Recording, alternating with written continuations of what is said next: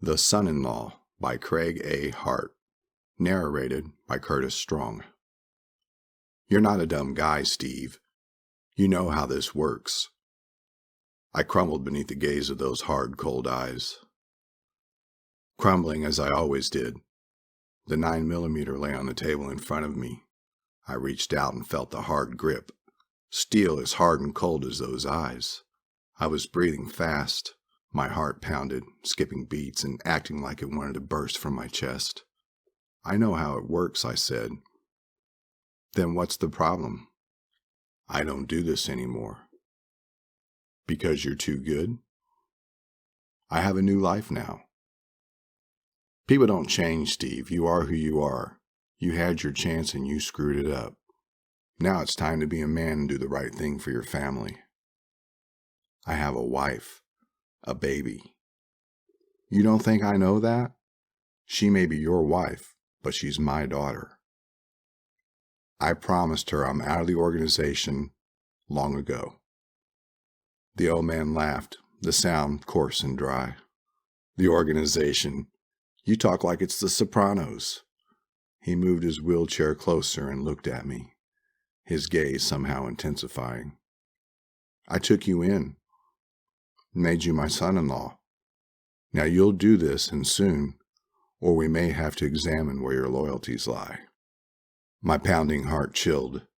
The threat was so thinly veiled, I saw right through it. Rose, my wife. Molly, my 3-month-old daughter. Would he? His own daughter? Or was the threat directed at me? I wouldn't put anything past this old man. I gripped the gun and slowly pulled it toward me. I held it, feeling an old familiarity. I hadn't held a gun in a long time, but the feel of it, the heft, sent a surge up my spine. Maybe he was right. Maybe I hadn't changed all that much after all.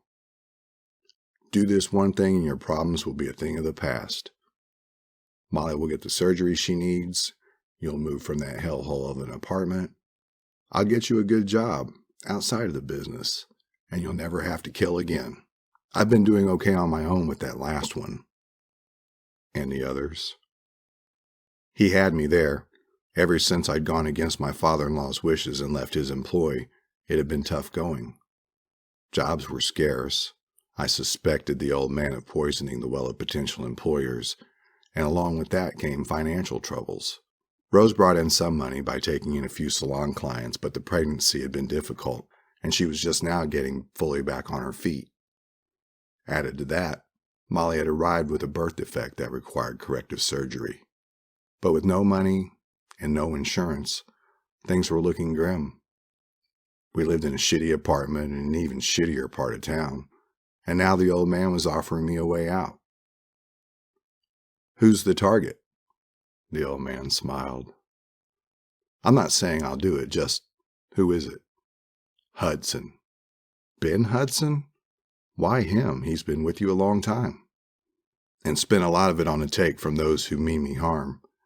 It's a wonder I'm still alive with that guy passing information. Why not give this job to one of the others? You know Hudson. Good-looking, charismatic, generous. Everybody loves Ben Hudson. I don't think they'd believe he was a rat, and I can't afford a civil war right now. You've been out of the business for a while. You have no loyalty to the guy. That doesn't mean I want to kill him. You don't have to want to. You only have to do it. We all have to do things we don't want to do. I like him myself, but he signed his death warrant by turning on me. If I wasn't stuck in this chair, I'd do it myself. I stood up, still holding the gun. It hung heavily in my hand. Listen, kid, I know you want to play the part of reformed, but you're beyond that now. You have a past that would make any judge blanch and scramble for a gavel. You can't escape that. But now you have a chance to do something good for your family. If you want, I'll even give you a new identity. You can take Rose and Molly and disappear anywhere in the world. A fresh start. What's your freedom worth to you, kid? Rose knew something was wrong, but I deflected her questions by complaining of indigestion and a headache. I went to bed early and lay there, pretending to sleep. but replaying the meeting with the old man. I had thought to be rid of him, but now he was back, and he made a persuasive argument. I had committed many questionable acts in my life, enough to send me away for several lifetimes. Killing did not make me squeamish, nor had I experienced a religious epiphany that changed my moral code. I had, however, fallen in love with a woman who abhorred the life I was leading, and now had a child who depended on me. In my previous line of work, death or prison was not exactly assured, but not at all unlikely. As a single male, the risk had been worth the money and prestige. As a family man, that had all changed. But I hadn't counted on the old man and how he would take my departure. He saw it as betrayal and had done everything possible to make my life difficult. Even though it was mostly his fault, I couldn't help but feel responsibility for the hardships my small family now faced. Perhaps I had made a mistake in leaving the family business. Rose hadn't counted on this, and Molly certainly didn't deserve it. I slipped out of bed. I stood listening and heard dishes rattling in the kitchen as Rose finished cleaning up. I pulled on my clothes, feeling the heavy hardness of the gun nestled in my jacket pocket. I had been stupid to bring it into the house, and fortunate Rose hadn't stumbled onto it. I pushed the bedclothes around and shoved a couple of pillows beneath the blankets. It wouldn't fool a close inspection, but it might pass a cursory glance from Rose. She wouldn't be going to bed any time soon. She'd been staying up late to keep a close watch on Molly, not falling asleep until the wee hours. Walking to the dresser, I pulled open the bottom drawer and removed the layers of socks and underwear. I used my fingernail to grip the side of the bottom panel and lifted, revealing a hidden compartment. Inside was a .45, a shoulder holster, and a box of shells. My insurance policy. I may have left the business, but I wasn't stupid. And if I had to do this, I wanted to use my own tools. I pulled out the items and loaded the gun. Then I took off my jacket, strapped on the holster, and stuck the gun into it. I put on my jacket again, slipped out of the bedroom, and edged down the hall. I peeked around the corner of the kitchen door to make sure Rose's back was turned. She hummed quietly, and as I listened, she began murmuring the words, "You don't have to say you love me, just be close at hand." I walked to the door. It squeaked a little on opening, but I was saved by the clang of the metal pot. I paused, listening for one last moment to Rose's soft, high voice. Then I stepped into the night. Ben Hudson was right where the old man said he'd be, sipping whiskey at the Blue Oasis. I went in, sat in the darkest corner I could find, and muttered "Scotch and soda" to the buxom waitress with the low-cut blouse and the sailor tattoo on her left breast. The Blue Oasis was one of the least reputable bars in town, but the most tight-lipped. Even though smoking in bars was no longer allowed, the place still smelled of old tobacco smoke, likely trapped in the old, stained ceiling tiles.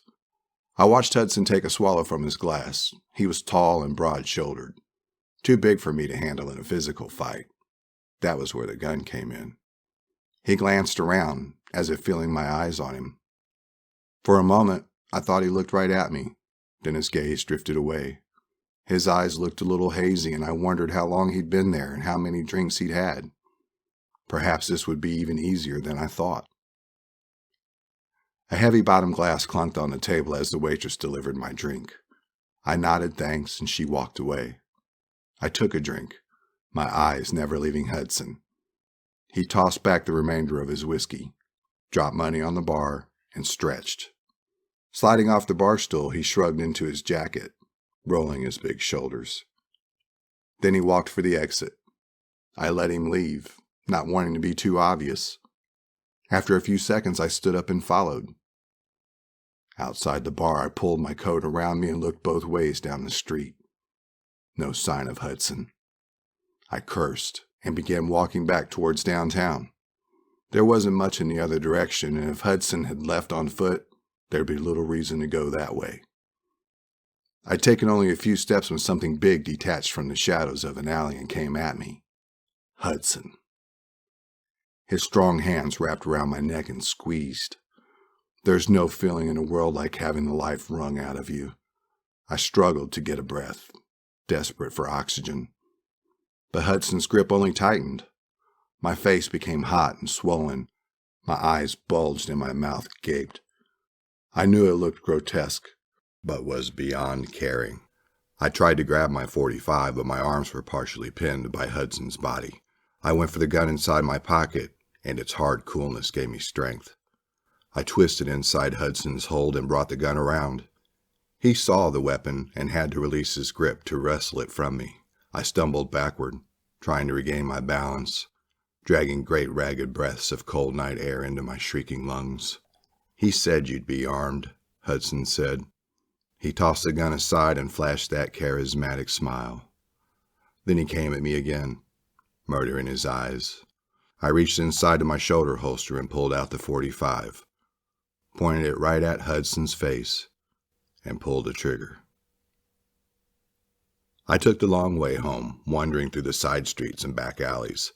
I had no desire to see anyone. When I reached the apartment, I paused at the front door, remembering Rose at the sink, singing, "You don't have to say you love me, just be close at hand." I put my hand on the knob, turned it, and opened the door. I stepped inside and waited. There was a light down the hallway, probably coming from the bedroom. Rose was still awake. She had certainly discovered my deception by now. Then I heard her footsteps on the floor and the bedroom door squeaked. "Is that you?" Rose whispered. "What took you so long? I thought you'd—" She came around the corner wearing a sheer negligee and makeup. Her hair was even done, for God's sake. She stopped when she saw me, and her face paled beneath the foundation and blush. Her lips still looked red as blood. "Steve, I didn't... Expecting somebody else? "No, you startled me is all."